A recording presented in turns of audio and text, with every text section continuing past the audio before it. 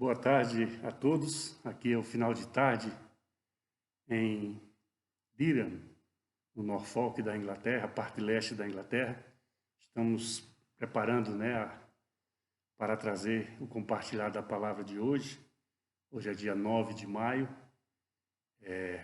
Estamos ainda, com os tempos fechados. Aqui a Inglaterra atravessando um momento crítico, já é o segundo país do mundo com mais mortes. E é a obra, ela não pode parar. Nós estamos, nesses dias, fazendo essas gravações, trazendo personagens bíblicos, informações sobre os medos e as angústias, que têm se apoderado de muitos dos nossos nesse tempo de dificuldade. Mas é a obra de Deus. Nós temos que compreendê-la para poder seguir em frente, aconteça o que acontecer. Já houve, há e haverá. Nós temos que estar apenas preparados para suportar tudo de ruim que vem acontecer conosco, não com essa pandemia que está sendo agora, mas em todas as coisas que podem acontecer em volta das nossas vidas, das nossas famílias. Por isso que estamos sempre pedindo para que oremos pelas famílias, pelas casas, para que sejamos fortalecidos com o poder de Deus para as nossas vidas. Amém? Na semana passada, durante a palavra sobre a vida de José, eu falei sobre Rúben, que é o primogênito da tribo, das tribos, do primogênito de Jacó, que é o pai das tribos de Israel. Rúben perdeu a primogenitura, sim, mas não deixou de ser tribo. Acho que foi mal explicado. Jacó se apossou dos dois filhos de José que nasceram no Egito, Efraim e Manassés. José também não estaria como uma tribo, mas foi dado a Efraim e Manassés. Rúben permanece. Quem deixou de ser, entre aspas, tribo foi Levi, a tribo de Levi. Por quê? Porque Deus chamou a tribo de Levi para fazer parte do cuidado religioso, espiritual do povo de Israel. Separou para cuidar do tabernáculo, dos utensílios, de tudo aquilo, dos instrumentos, de música, de tudo aquilo que fazia parte do ritual religioso do povo de Israel, foi separado a tribo de Levi. Por isso que os nossos aqui, quando estão louvando ao Senhor, nós costumamos chamá-los de levitas, porque vem desse nome. Eles eram os cantores também. Eles preparavam as cerimônias religiosas. Então é a tribo de Levi. É só um esclarecimento, não muda muito a história, graças a Deus. Esses pequenos esclarecimentos servem apenas para mostrar, para tomemos conhecimento do que ocorreu, mas que não muda a história. E esse é o grande especial de Deus para as nossas vidas. A história não muda com essas pequenas tropeços, vamos dizer assim, desse velho pastor torcedor, que às vezes troca nome. Eu até uma hora lá eu chamei, ao invés de chamar José, chamei Jesus, mas corrigi na hora. Às vezes as coisas vão dificultando, porque a idade vai chegando, Semana passada alcançamos os 64 anos de idade pela graça do Senhor. Então, às vezes me foge, até mesmo palavras, apesar de eu não ser um exímio falador de inglês, muito longe disso. Às vezes eu confundo expressões da língua portuguesa e com a língua inglesa, e até porque eu misturo muito com o espanhol que eu tenho aqui na família, aqui na Espanha, e alguns amigos e conhecidos com quem falo de vez em quando. Mas vamos à palavra de Deus. E hoje eu quero trazer para vocês o que talvez os judeus considerem o maior profeta da história de Israel, que é Moisés. Antes disso, me perguntaram, aqui atrás de mim, onde tem uma luz mais forte, ali é o sol, naturalmente, ali é a porta de entrada da igreja, ali tem um pequeno estacionamento. Antes dessa porta de entrada tem duas escadas que levam aquelas galerias que estão aqui em cima. A nossa congregação é pequena, 60 pessoas mais ou menos, então nós usamos só praticamente a parte de baixo aqui do templo.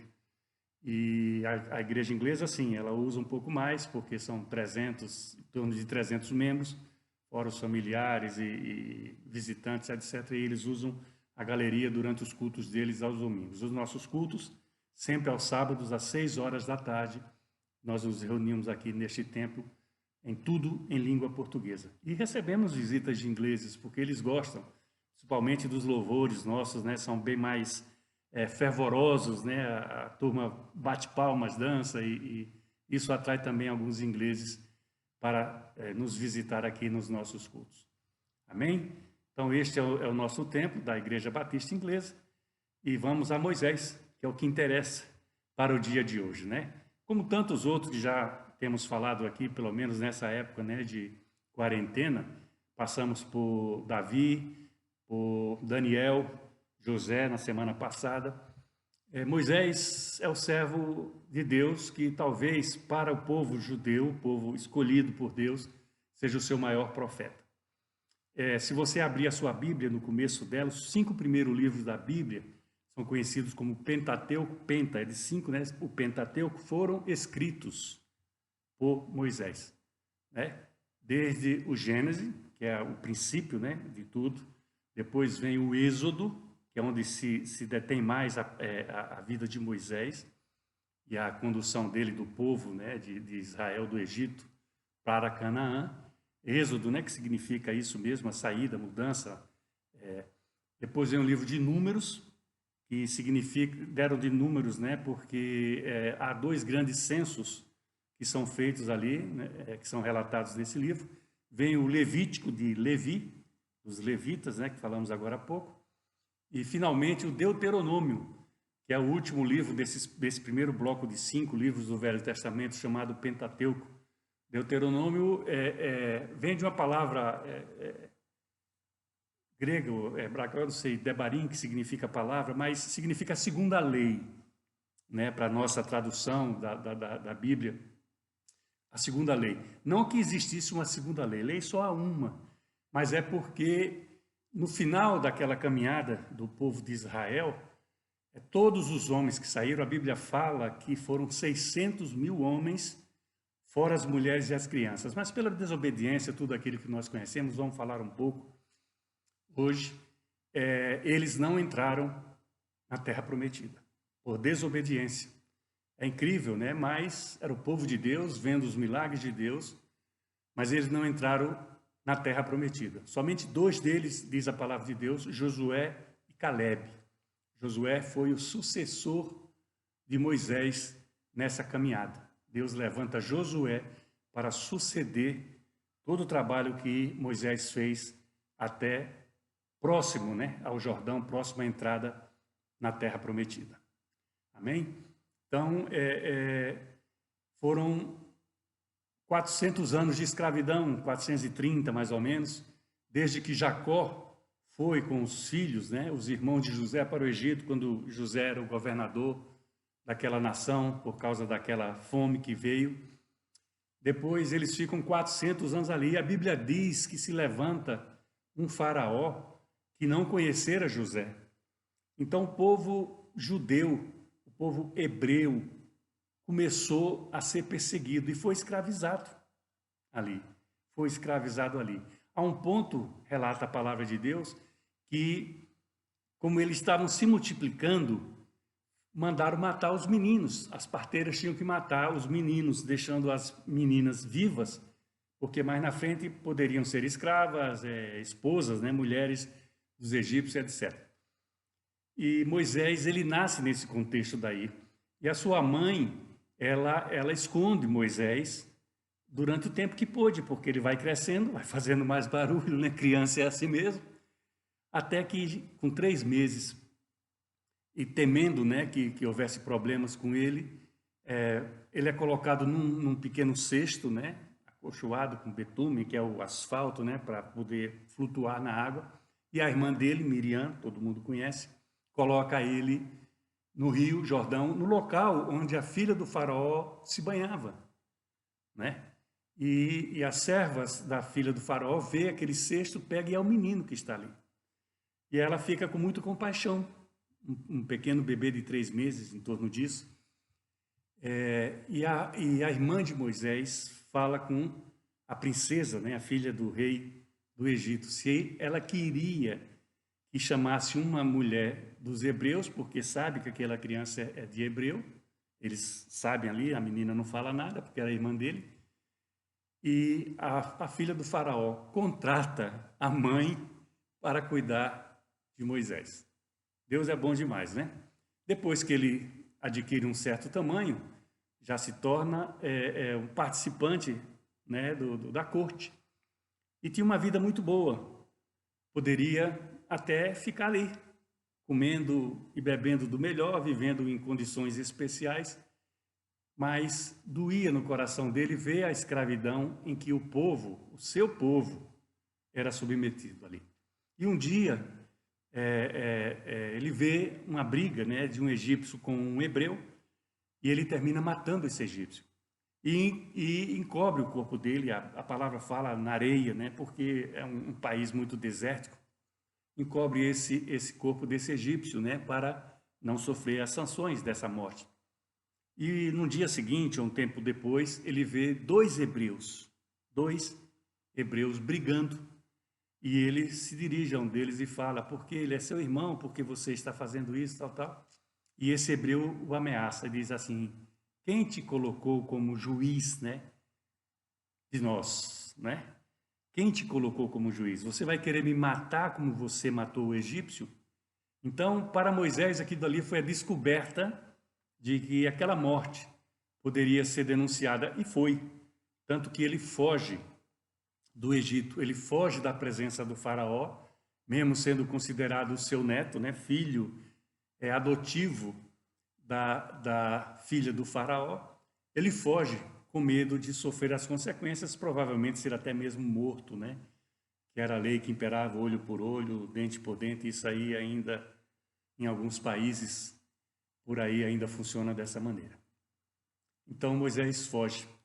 E ele vai para uma região, a Bíblia fala dos midianitas, ele vai para aquela região, conhece uma família, começa a trabalhar para essa família e casa-se com a filha de um senhor, né, que tinha, de um senhor de rebanhos, uma pessoa que tinha uma vida boa, uma vida, era rico, né, para os padrões daquela época. E ali fica, a Bíblia fala em torno de 40 anos.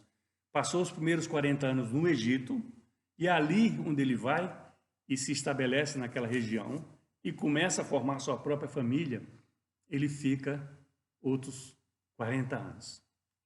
Até que é chamado por Deus. E é engraçado porque existe, né, uma passagem muito importante na Bíblia que fala que ele está no monte, né, no Monte Horebe, né, o monte de Deus. Ele está ali e vê uma sarça, uns galhos secos, né, queimando.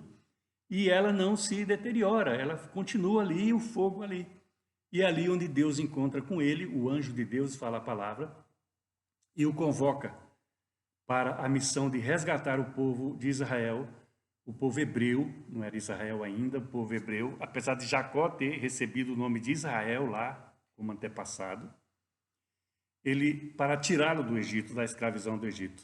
O Senhor fala que tem ouvido o gemido, o sofrimento do povo de Deus e quer que Moisés seja o homem que vai tirar o povo daquela servidão, daquela nação.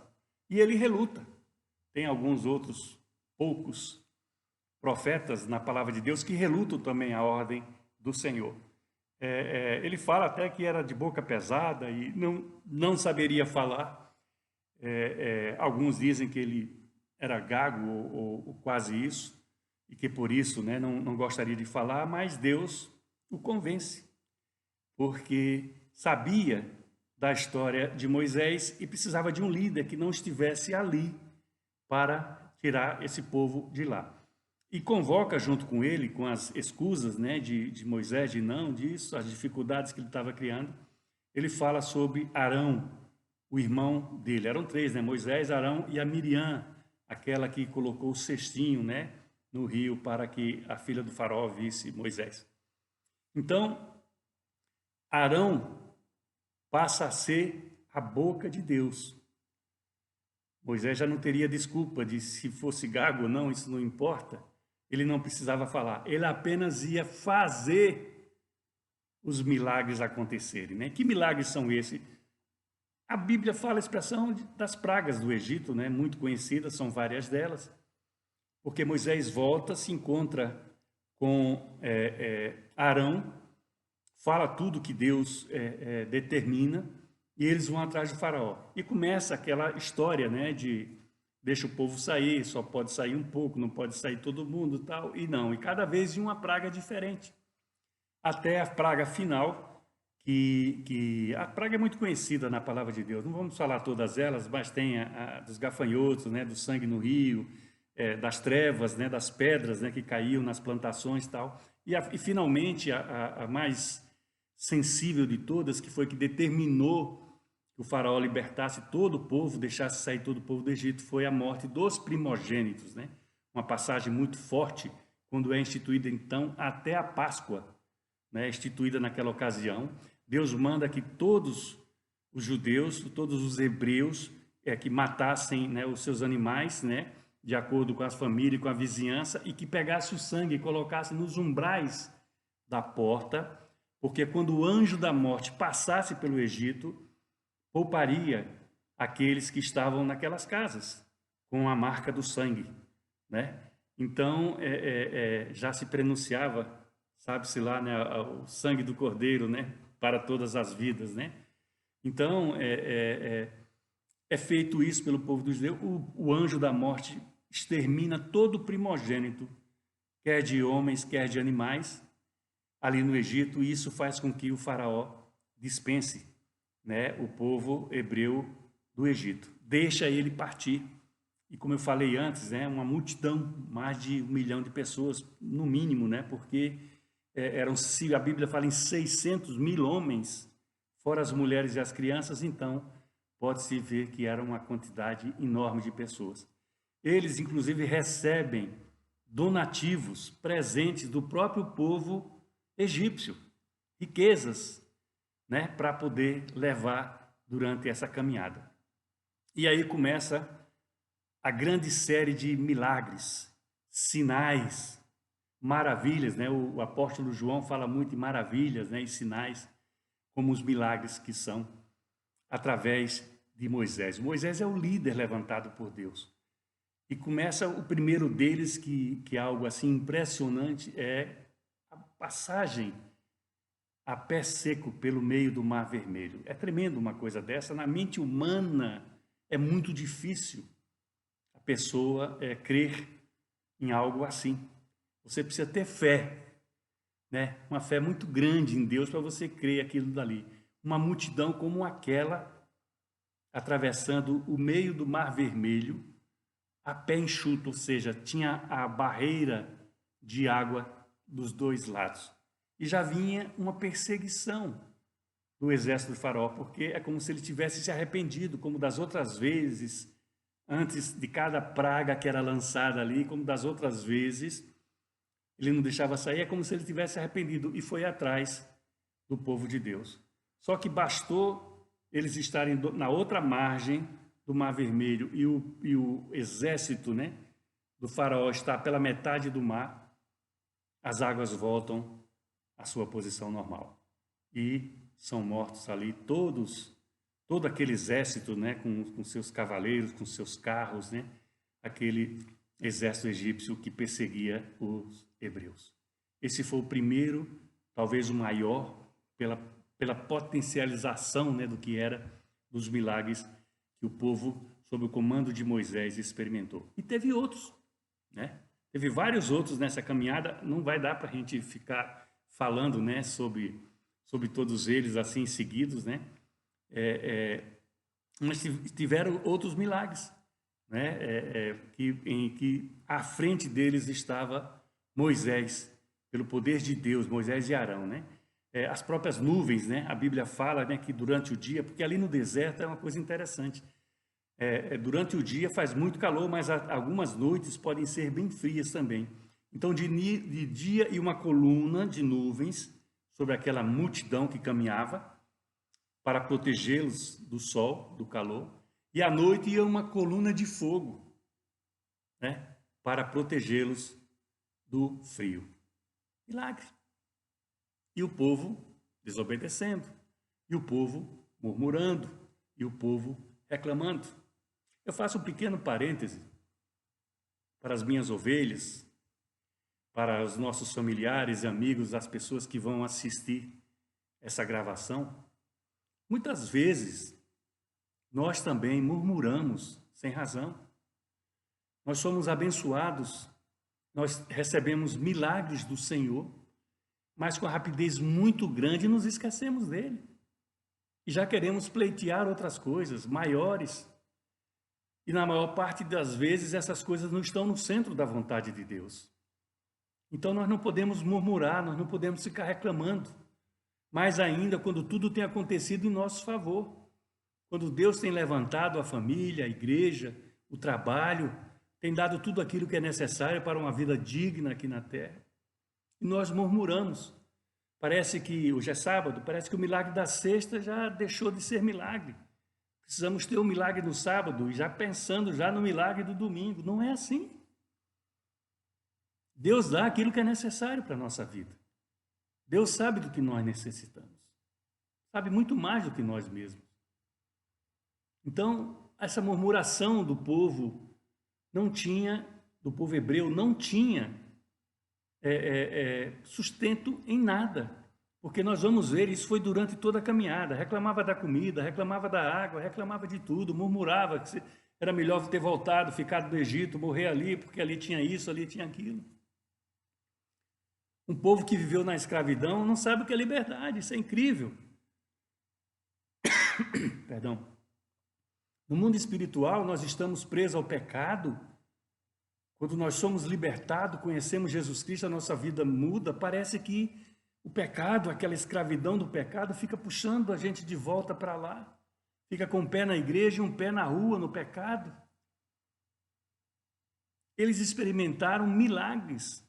Eu falei do Mar Vermelho, falei das nuvens, mas tinha o maná. Todas as vezes que amanhecia o dia, quando o sol se levantava, ele escolhia o maná no chão, ao seu lado, ao redor das suas tendas, para alimentar toda a sua família. Depois teve até as próprias codornizes, porque eles queriam carne. Mas se fosse matar dos rebanhos dele, não teria leite, porque era uma multidão muito grande. Então Deus manda as codornizes, né? Sopra o vento durante toda a noite e vem as codornizes ali para um local onde elas não podiam estar, porque era deserto. Mas para saciar a fome, para acabar com a murmuração, e Moisés toda hora entrava em choque com Deus por causa disso aí. Pedia a Deus, eu não posso carregar tamanho povo, tanta gente, não tenho condições. É incrível, né? É incrível como a natureza humana, adâmica, né, lá do pecado original, como ela é difícil de nos deixar, né, no dia a dia. Como lutamos mesmo, né, de vez em quando, com coisas que até nós sabemos que não são boas para nós. Nós lutamos ainda por causa dessa natureza adâmica, por causa da alma. E glória a Deus, porque o Santo Espírito é quem nos convence. Porque senão seríamos os murmuradores a caminho de um pecado. Mas tivemos outros sinais, né? Tivemos do próprio cajado, né, de Arão, floresce amêndoas. Quem vai acreditar uma coisa dessa, né? Então, todos esses milagres ao longo dessa viagem, alguns historiadores falam que entre 1 e 2 meses eles estariam ali na Terra Prometida, mas por essa desobediência eles ficaram 40 anos rodando no deserto. E fez com que Deus dissesse, olha, não vai entrar nenhum dos homens que saíram do Egito na Terra Prometida, na terra que mana leite e mel. Eles mandaram os espias, um de cada tribo, eram 12, né? Mandaram 12 homens para visitar lá, para conhecer, ver como é que eram as cidades, né? As defesas, o campo, né? As frutas, etc, etc. E desses 12, só 2 falam bem. Os outros tinham medo, porque viram gigantes, viram cidades fortificadas, com muralhas. com grandes coisas de sentinela, tudo isso deve ter amedrontado eles, mas com aquela natureza de escravidão, de reclamar, de nada está bom para a minha vida, quando Deus tem feito tanto e fazia por eles. Então só dois, Caleb e Josué, são eleitos por Deus para entrar na terra prometida. É incrível que Moisés não entra. Na minha mente, até, muitos anos atrás, eu falava em justiça de Deus. Quem sou eu? Mas eu pensava, poxa, por que Moisés não entrou na terra prometida? A Bíblia fala, um desses outros milagres é a água que sai da rocha. Ali mesmo, naquele monte que eles passam, né, novamente, quando Moisés estava sozinho e viu a sarça ardente naquele monte de Deus, eles passam com todo o povo de Israel, passa por ali também. E eles estavam com sede, queriam água. E a palavra diz que por Moisés não ter glorificado a Deus na hora que batia com o cajado na pedra para sair a água, por causa disso, ele não entrou na terra prometida. E nós temos que crer no que está a palavra de Deus. Então Deus levanta Josué, que era um servo muito próximo de Moisés, que acompanhava Moisés no seu dia a dia administrativo naquela caminhada. E Moisés passa para ele a unção que recebera de Deus. E Josué vem a ser, né, aquele que leva o povo de Deus para a terra prometida. Agora é incrível, a gente fica assim pensando, né? Um homem que fez tanto pelo povo hebreu, ele não pôde entrar na terra prometida. O que é que você pensaria, meu querido, minha querida? Porque muitas vezes fazemos um pouco de coisas apenas e queremos ser glorificados por ela. Deus tem todos os dons para dar para cada um de nós, mas não dá na maior parte das vezes, porque esses dons nós não usaríamos para glorificar a Deus. E vimos muitas histórias, até grandes líderes de denominações, de igrejas, que se perderam na sua caminhada com Deus, porque se glorificaram ao invés de glorificar a Deus. Essa passagem ali das rochas, né, da rocha onde saiu água, não para mim, meu entendimento, mas eu não sou teólogo. Que tipo de glorificação? Talvez ele tivesse que dizer na frente de todos eles que estavam esperando aquela água, que estavam com sede, eles, os seus rebanhos. Mas Moisés não entra, porque não glorifica. E o Senhor diz isso para ele. O Senhor não nos diz isso diretamente hoje, quando estamos nessa condição. Mas é muito fácil pela palavra de Deus, a Bíblia está aqui do lado, por isso que aponto aqui de vez em quando para ela. Mas é muito fácil na palavra de Deus isso acontecer. Ele não entra. Ele não entra na terra prometida. Quem vai entrar é Josué e Caleb, os dois homens adultos que saíram do Egito. E toda a multidão agora são os filhos, que foram crescendo durante a caminhada e que hoje são homens, e os que nasceram nesses 40 anos peregrinando pelo deserto. Deus leva Moisés ao monte, não é Moriá, não, agora sei que é o cisma do Pisga, que chama ali, tem ali no último capítulo de Deuteronômio. Você vai me dar licença, é o 5º livro da Bíblia, se você quiser acompanhar. O último capítulo fala o nome desse monte, deixa eu checar aqui, que às vezes a memória não é tudo, né? O Monte Nebo. Capítulo 34, Deuteronômio capítulo 34. Vou ler aqui os versos para nosso conhecimento. Então subiu Moisés das campinas do Moabe ao Monte Nebo, ao cisma do Pisga, que está defronte a Jericó. Ele vê dali a cidade de Jericó, mas tem um Jordão antes, né?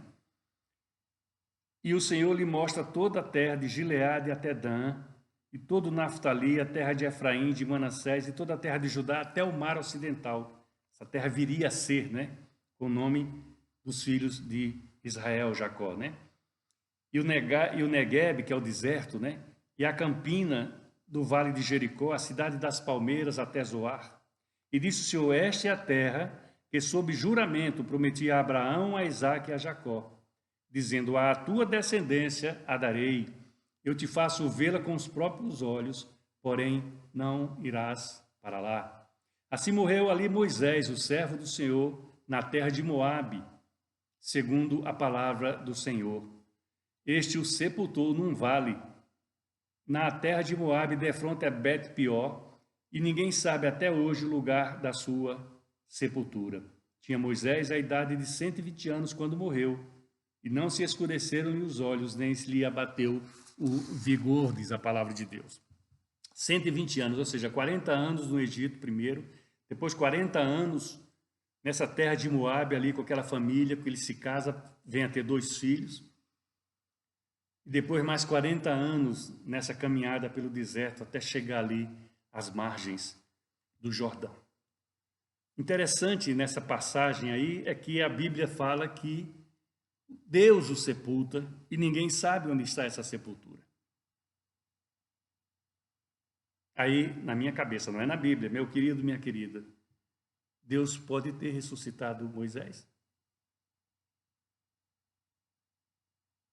Lá na frente, Jesus está ali no Evangelho de Mateus. Jesus vai com os 3 de sempre, né? Pedro, João e Tiago, sobe ao monte e é transfigurado.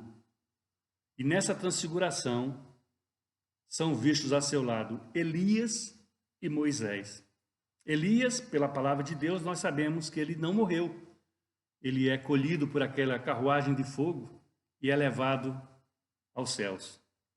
Moisés, a Bíblia fala que morreu e foi sepultado, mas ninguém sabe onde ele foi sepultado. E os 2 estão ali com Jesus Cristo transfigurado, ou seja, numa situação anormal, é um êxtase que não é humano da nossa experiência humana. Moisés não entra na terra do Egito. E Josué leva o povo, e com a unção que Moisés transfere de Deus, da sua vida para a vida de Josué.